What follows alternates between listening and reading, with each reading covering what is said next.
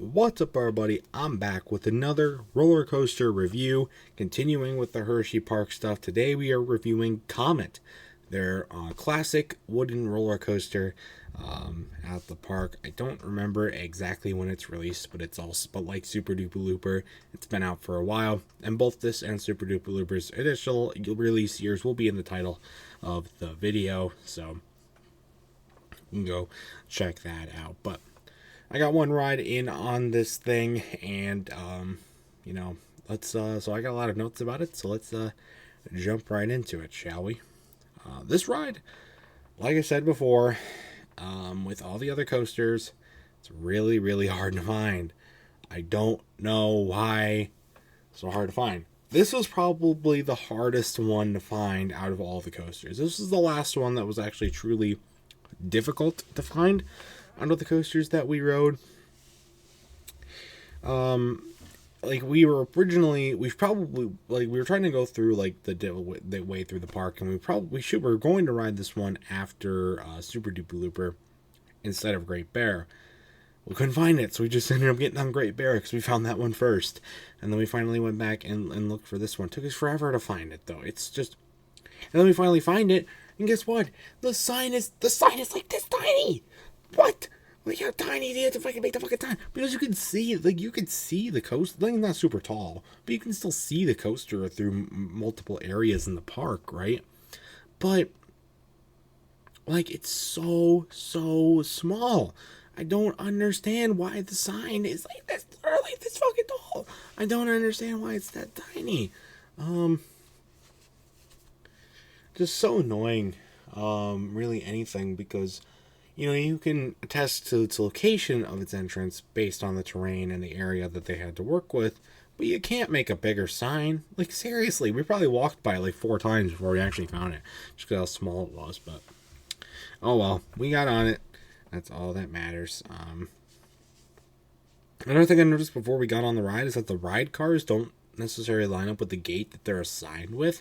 They're a little bit off to the front, which is weird.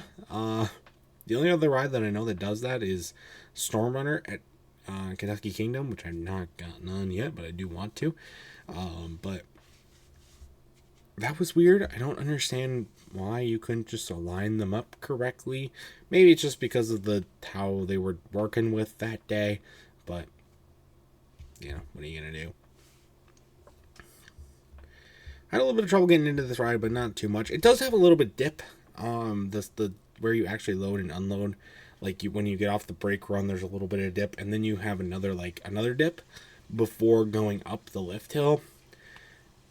I don't know exactly why that's the case. I'm sure it's because of like the terrain, or to give it enough momentum to get up the lift hill or get back down. So I'm sure there's like a very specific reason as to why they did that. But it's just a little jank to me. It doesn't really change the ride experience or anything, but it's just, you can definitely tell it's there. It's just a little weird. But also, now let's get to the ride experience, because it's an older wooden coaster. So what does that probably mean? It's going to be rough. I expected this to be a pretty rough ride. It's not. This ride is surprisingly really smooth. I was really blown away by how smooth this thing is.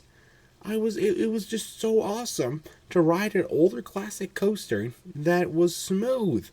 It was awesome.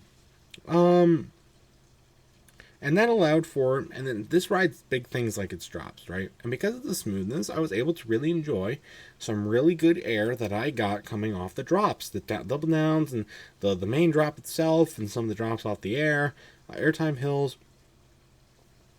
It was really good. I was getting some really good airtime on this thing, which I also did not expect to do at all. The turns in this ride also, turn from section to section, they're surprisingly sharp, and they give some really good laterals, which is something I also did not expect from a ride like this. I mean, you just think it's gonna be it's just gonna be a little bit of family coaster. It's kind of what I expect from riding Super Duper Looper, and also this. Kind of expecting them to be similar as far as like their thrill levels. This one was like flying me out of my seat, and it was just doing all sorts of stuff. Kind of reminded me of a ride on like Gemini at Cedar Point. That ride doesn't look super crazy, but you know, you get some really good air on that. But that's a hybrid coaster. This is a straight up all wood coaster. So very pleasantly surprised with that stuff. So also shout out and also rest in peace to the girl behind us. She lost her sunglasses on the ride. We actually saw them fly off. It was pretty wild. She was not happy that she lost them. So that was a little bit of a downer, but you know, oh well.